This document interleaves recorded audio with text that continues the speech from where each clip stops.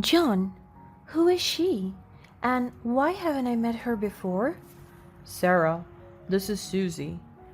We have been seeing each other for some time now. I didn't know how to tell you, and I'm sorry it had to come out like this. Hi, Sarah. I never wanted to cause any harm or hurt you. John and I have developed feelings for each other, and we felt it was time to be honest with you. So, this is the reason for all the distant behavior? I can't believe this is happening. John, how could you do this to me? And right before the family trip? Sarah, I know this is difficult to understand, but I've been unhappy in our marriage for a while now. But Susie has brought joy back into my life. I can't believe I trusted you, John. I thought we had something real, something worth fighting for. You've always been focused on your career and traveling, and I felt I needed someone who could be there for me full time. So instead of talking to me about our issues, you decided to orchestrate a secret affair and manipulate me? Is this what you call family? Sarah, you have to accept I deserve to be happy, and Susie makes me happy. I, I can't believe I'm hearing this. Why did you even make me plan this whole family trip? What am I even here for? Sarah, I understand your anger and hurt. The trip was supposed to be for me and Susie. I just wanted you here so we can break the news to you. Thank you for planning the trip for us. What? The audacity you two have is disgusting. My name was Sarah, and I lived in a small suburban town with my husband John and my mother in law. Both of us worked as full time translators, although I had more expertise in the field than he did, so he mostly worked from home. This arrangement had its pros and cons, but we made it work. One of the challenges we faced was my frequent overseas assignments. My boss often sent me abroad for various translation projects, and once I was assigned to a project, I usually didn't return home for several months. When John and I were dating, he never had a problem with extended absences. He understood the nature of my work and was always supportive. However, my mother in law, on the other hand, had a different perspective. Whenever I left for my projects, she would make snide comments about my absence. It seemed like she couldn't help but criticize my dedication to my career. She would insinuate that I should prioritize my family more and be present at home. These remarks added tension to our already complex dynamic. I was unhappy and uncomfortable with that, but I was too busy to address it properly. Despite the underlying tension, our home was cozy and filled with love. We had great friends and a stable routine that brought us joy. John and I cherished the time we spent together when I wasn't traveling, and we made the most of it. So, on the surface, everyone thought we had the perfect marriage and family. However, beneath the surface, the tension continued to brew, creating unease in our household. Living with my mother in law had its own set of challenges. She had her opinions about how things should be done and often imposed them on us. While her intentions were usually well meaning, it sometimes felt suffocating, like she was trying to control our lives. This dynamic between us was complicated and contributed to the mounting tensions in our household.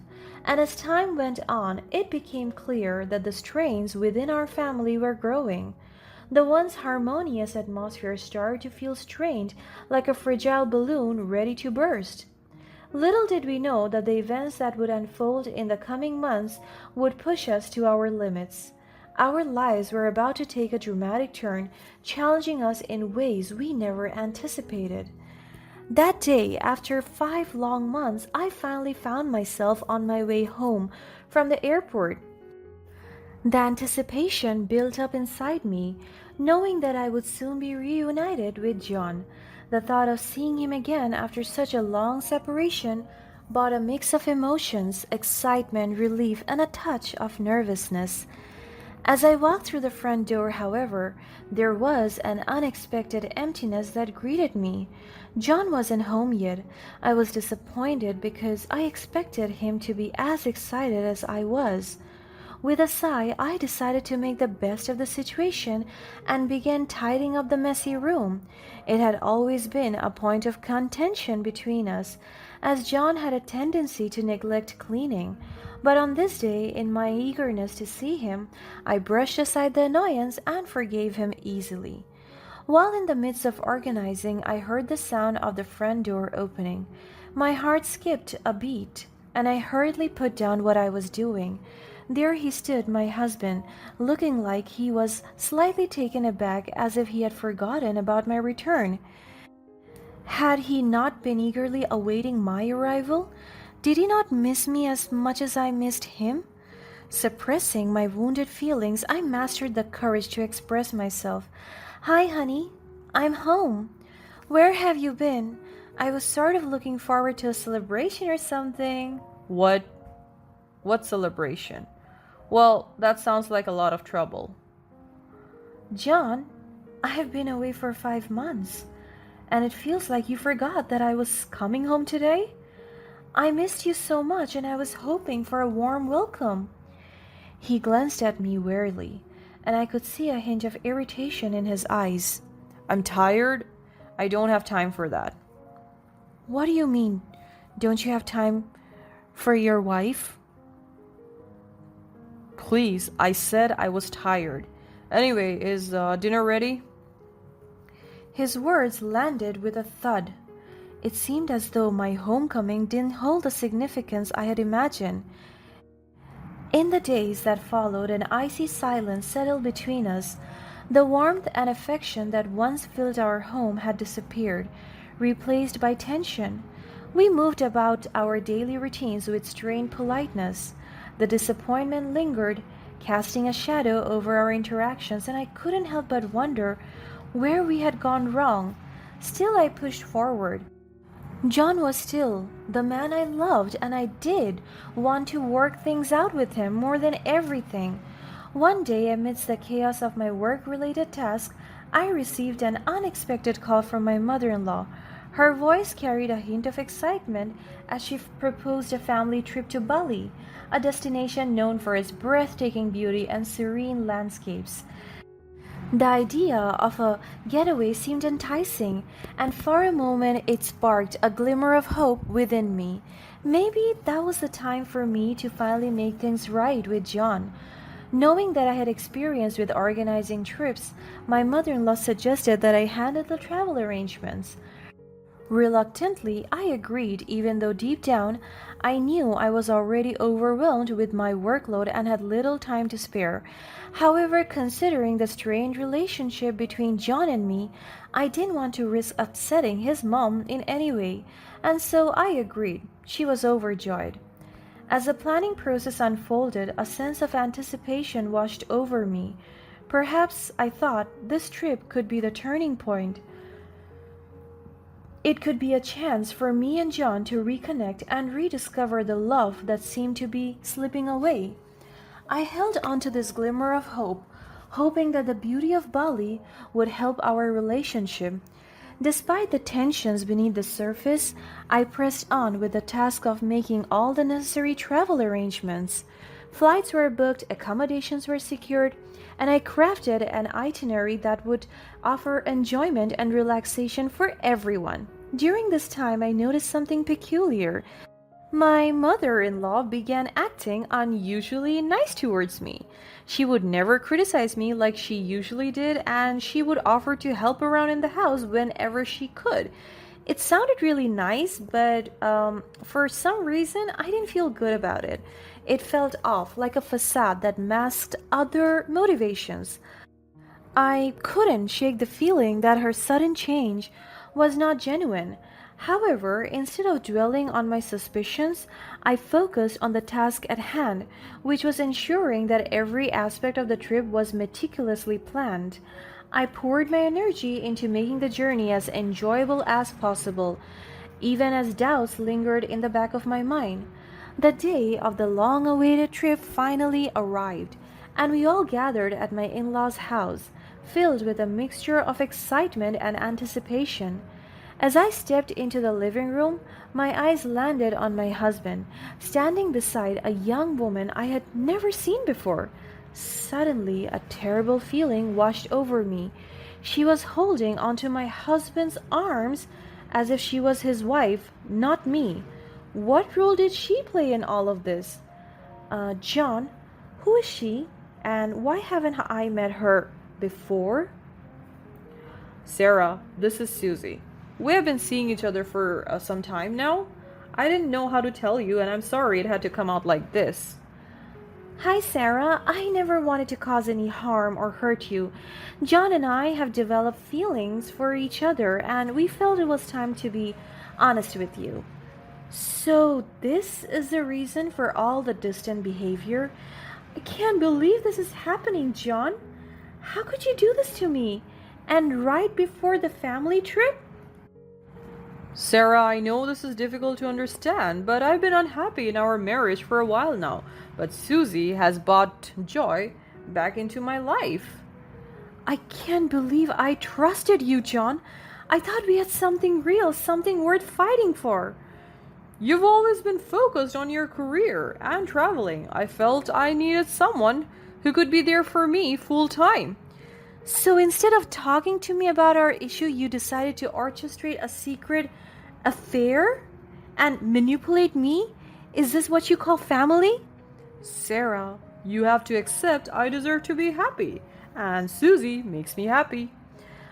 I can't believe I'm hearing this. Why did you even make me plan this whole family trip? What am I even here for? Sarah, I understand your anger and hurt. The trip was supposed to be for me and Susie. I just wanted you here so we can break the news to you. Thank you for planning the trip for us. What? The audacity you two have is disgusting. Before I could inquire further, my mother-in-law stepped outside and interjected. The words that came out of her mouth were extremely shocking. Ah, Sarah, there you are. I saw that you have met Susie. You are in on all of this? Susie is the woman I have found for John. She will be the perfect companion for him, always there by his side, unlike you with your constant absences. What do you mean? I thought this trip was for us, to reconnect, to spend quality time together. Oh, dear Sarah, you really are clueless, aren't you? The trip was never about you. It was always about John and his happiness. I have found someone who can give him what you never could. My heart sank as I realized that the trip I had thought was meant for us had been orchestrated for Susie and John all along. It became painfully clear that my mother-in-law had been using me as a pawn in her own twisted game. How could you do this? How could you use me like that? Use you? My dear, I knew your career would eventually drive a wedge between you and John. I simply expedited the process. You're malicious. How can you be so heartless? I thought you cared about our happiness as a family. My dear, my only concern is ensuring that John has the life he deserves, and clearly that doesn't involve you. You may think you're winning, but I won't let you destroy my life and what I've built for myself. And this trip, I have planned it, so I'm going without any of you messed up people. Oh, and how are you going to do that? Where's your passport, my dear? In a shocking turn of events, my mother-in-law snatched my passport from my hands and set it on fire. The flames licked at the pages as quickly as it had started. As the passport quickly turned to ashes, I stood there in disbelief. To make matters worse, my husband wore a smug grin on his face. You know, John, it's funny how things turn out. All this time I had no idea that you secretly hate me. Well, it's hard not to feel overshadowed when your accomplishments constantly outshine mine. I guess I've always resented being overshadowed. John, we were supposed to be a team. We should have faced these insecurities together. Instead, you let it ruin your own family. Well, John deserves someone who can be there for him fully, unlike you, Sarah, who's always gallivanting around the world, leaving him behind. Is that why you burned my passport? Exactly. To hell with your trips. You don't deserve to go anywhere. But little did they know I had a trick up my sleeve. I calmly revealed to them, but here's the thing. You see the passport you burned? It wasn't mine. It was John's, carefully concealed within my passport cover. What? Wait, what? You mean my passport was the one you destroyed? How is that possible? I had a feeling something like this might happen. I wanted to protect what was mine while exposing your cruel intentions. Looks like your plan backfired spectacularly. But why would you do that, Sarah? Because, John, I deserve better than this toxic game you both played. It was for his own good. I was only trying to make him happy. Cry all you want now. It's too late. The realization dawned on them, and panic washed over their faces. Their twisted plan had backfired in a spectacular fashion. Then I held up my phone and swiftly canceled their flights. I informed them that I would be embarking on this trip to Bali alone, determined to make the most of my time in this beautiful destination. Susie, enraged by the turn of events and denied the opportunity to travel, stormed out in a fit of anger. The absurdity of the situation was both hilarious and embarrassing. Leaving them to grapple with the consequences of their actions, I walked away. Bali was still waiting for me, and I was ready to embark on an adventure of self-discovery, leaving behind toxic relationships. Of course, it was extremely tough. I was sobbing on my flight to Bali, thinking about how my family had been ruined. But I knew it was the perfect time to regain my sense of self and reward myself with something extraordinary. I immersed myself in the vibrant beauty of Bali, finding solace in its breathtaking landscapes and rich culture. The trip became a turning point in my life, allowing me to rediscover my own strength and independence. It was a time of self-reflection and healing. Upon returning from Bali, I made the decision to file for divorce from John. I knew I deserved better than a life with so much jealousy and deceit. The court eventually ruled in my favor. Exposing John's affair allowed me to secure the financial compensation I deserved, ensuring that John would bear the consequences of his actions. As time went on, I heard that Susie, the woman John had left me for, had soon abandoned him for a wealthier and more successful man.